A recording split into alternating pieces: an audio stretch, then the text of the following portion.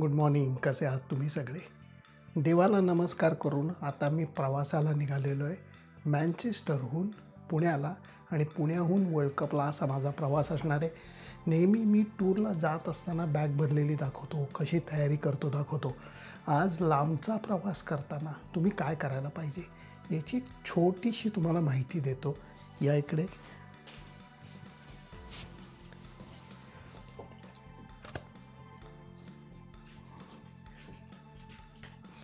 वेळ कसा घालवायचा. विमानामध्ये वेळ जाता जात नाही, ट्रेनमध्ये इकडं तिकडं बघण्यात वेळ जातो.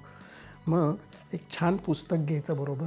यावेळेला मी फोर्स्ड इन फायर, माझा मित्र आहे सलील जोगळेकर, त्याचं पुस्तक घेतलेलं आहे. त्याचबरोबर ही नेकची पिलो, म्हणजे झोपायला बरं पडतं. बॅग तुम्ही बघा सगळी व्यवस्थित पॅक केलेली आहे. सगळी इकडं माझे वरती कपडे आहेत, इकडं सगळी कामाची गोष्टी आहेत, थोडंसं शॉपिंग वगैरे केलेलं आहे. परंतु चांगल्या प्रवासाची महत्त्वाची गोष्ट ही असते की ट्रॅव्हल लाईट. जास्त सामान घेऊन फिरायचं नाही की जेणेकरून तुम्हाला मुवमेंटला त्रास होणार नाही. त्यामुळे ही प्रवासाची फक्त सुरुवात आहे, अत्यंत सुरुवात आहे छोटीशी, कारण ह्याच्यानंतर अति प्रचंड प्रवास करायचा आहे. आज मी कतार एअरवेजनी जाणार आहे, त्यामुळे आता मँचेस्टर एअरपोर्टला जातो आणि तिथनं पुढची सफर तुम्हाला घडवतो. कारण व्हाया दोहा मी जाणार आहे मुंबईला, त्यामुळे तो सगळा प्रवास तुम्हाला घडवतो. चला बॅग पॅक करून टाकतो. मँचेस्टर एअरपोर्टला आलेलो आहे. प्रचंड मोठा एअरपोर्ट आहे. हे बघा इथपासनं एपासनं झेडपर्यंत. त्यामुळे आता माझं एफला आहे तिकडे, शेवटी तिकडे जाऊन चेक इन करूया.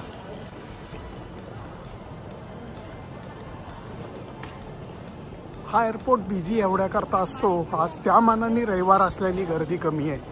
इथं तुम्ही जर का शुक्रवारी आलात तर गदार रोड असतो, कारण मँचेस्टरहून युरोपला सगळेजणं जातात. कारण इथनं जाणं सोपं पण आहे आणि दुसरी गोष्ट म्हणजे खूप स्वस्त आहे. रिटर्न फ्लाईट्स खूप स्वस्तात मिळतात. काउंटरला जायचं, हे वेब चेक इनचं काउंटर आहे. का तर तुम्ही जर का ऑलरेडी वेब चेक इन करून ठेवलेलं असलं तर तुमचा वेळ जात नाही. बॅग्स दिली की तुम्ही निघाला.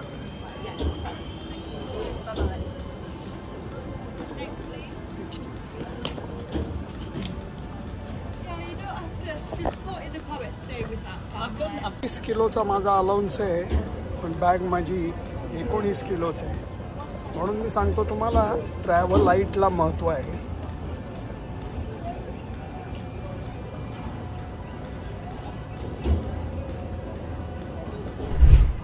जर वेब चेक इन केलं असलं तर अक्षरशः 1 मिनिटात माझं सगळं बॅग क्लिअर झालेलं आहे. माझे दोन्ही बोर्डिंग पास आलेले आहेत. आणि फ्लाईट जे आहे ते पहिल्यांदा इथनं दोहा, मँचेस्टर दोहा, आणि तिकडनं मुंबईची फ्लाईट आहे. त्यामुळे ऑल सेट. आता मी डायरेक्ट सिक्युरिटी चेक इनला जाऊ शकतो.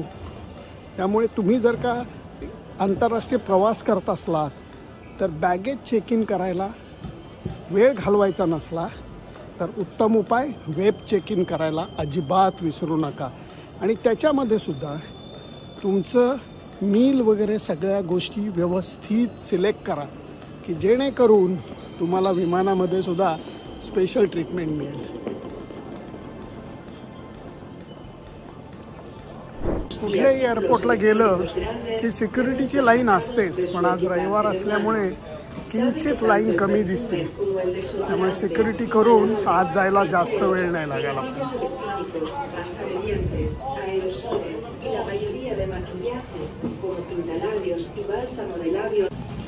सिक्युरिटीचा कारभार संपवून मी आता गेटकडे सुद्धा निघालो. सगळी चेक इन म्हणायला गेलं तर अक्षरशः 15 ते 20 मिनटात माझं झालेलं आहे.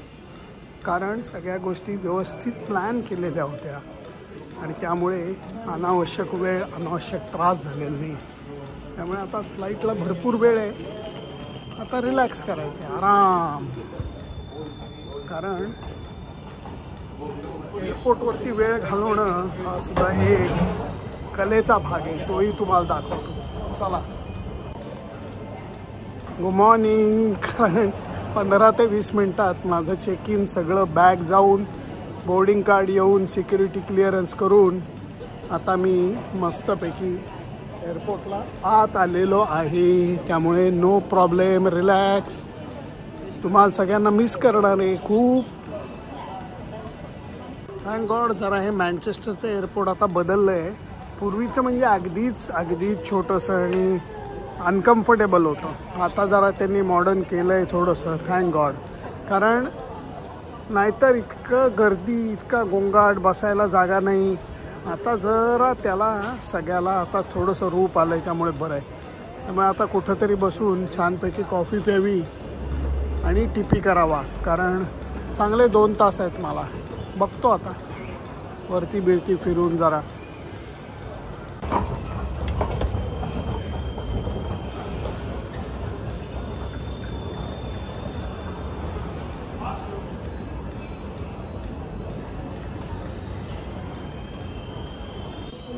सकाळची वेळ आहे, खूप भूक लागलेली नाही आहे. पण फ्लाईटला अजून 1.5-2 तास आहेत.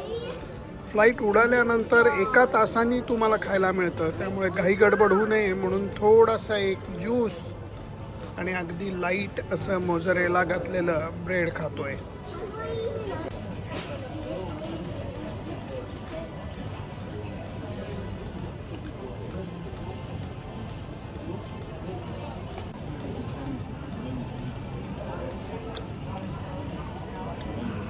मस्तपैकी किवी फ्रूट आणि काकडी घातलेलं असं हे छान ज्यूस आहे. वेगळा आहे थोडा पण मजेदार आहे, रिफ्रेशिंग आहे. गेटवर येऊन थांबलेलो आहे. सगळे प्रवासी वाट बघतायत.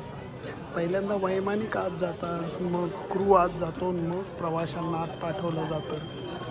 मग थोडीशी वाट बघायची अजून कतार एअरवेजच्या विमानाने जायला.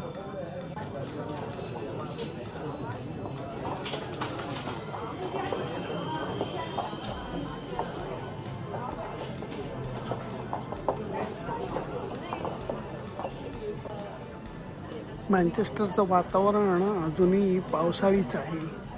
हे आहे आमचं कतार एअरवेजचं विमान. आता 15-20 मिनटात आत जायचं आहे.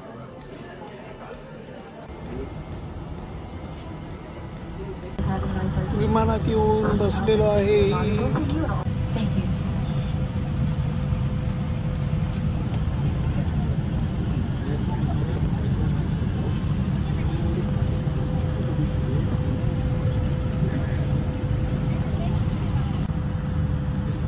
एक तास विमानाला लेट झाला आहे पण अखेर निघालंय मँचेस्टरवरून.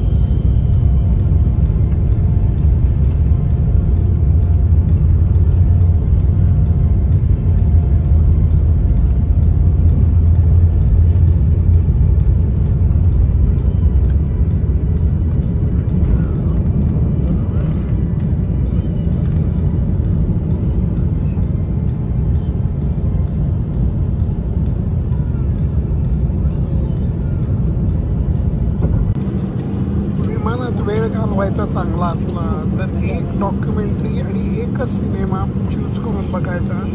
आत्ता मी मस्तपैकी हुसेन बोल्टची डॉक्युमेंटरी बघतोय आणि हे त्याचे कोच आहे.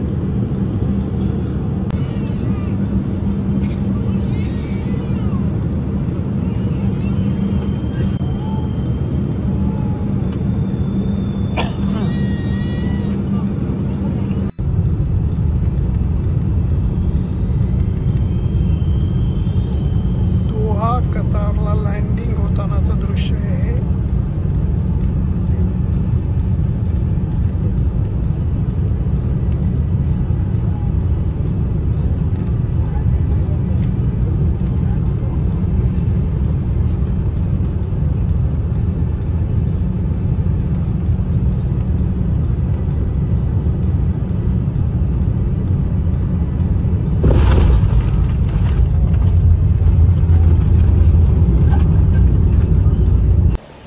6-6.5 तासाची फ्लाईट घेऊन मँचेस्टरहून दोहा म्हणजे कतारला येऊन पोचलेलो आहे.